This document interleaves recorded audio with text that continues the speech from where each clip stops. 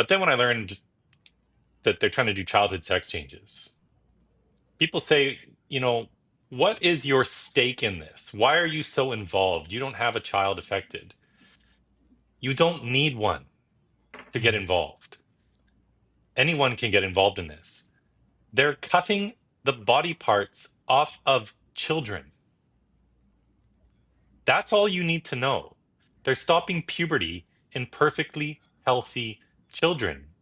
If your jaw doesn't hit the floor when you hear that, I suggest maybe you need to do some interior searches into yourself because your jaw should be hitting the floor.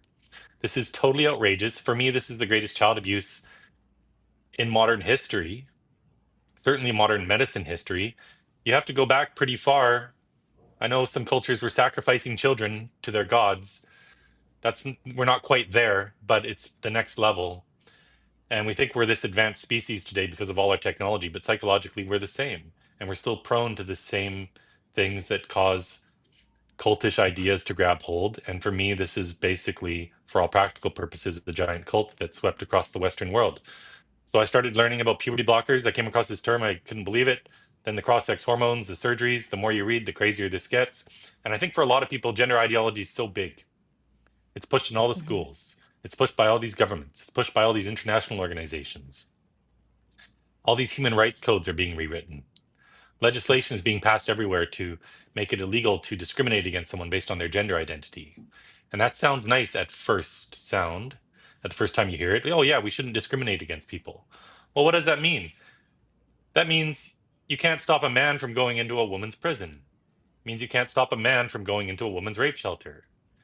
You can't stop them from going into women's sports. Of course, we should discriminate based on sex. There are sex based protections for females for a reason. And it's a different issue than what's going on with the kids. But with the adults, with these males specifically who transition, a lot of them are a danger to women. This isn't some inherent identity that they have. For them, a lot of them, this is a sexual fetish called autogynephilia, which breaks down into three root words, which literally means attraction to self as a woman.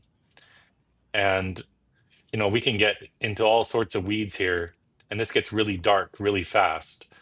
But bottom line is we need to be protecting women from this. And the greatest harm that's being done, and this isn't even close, is the harm that's being done to tens of thousands of children, hundreds of thousands who now think they're born in the wrong body, tens of thousands who've been medicalized. We can't allow it to occur.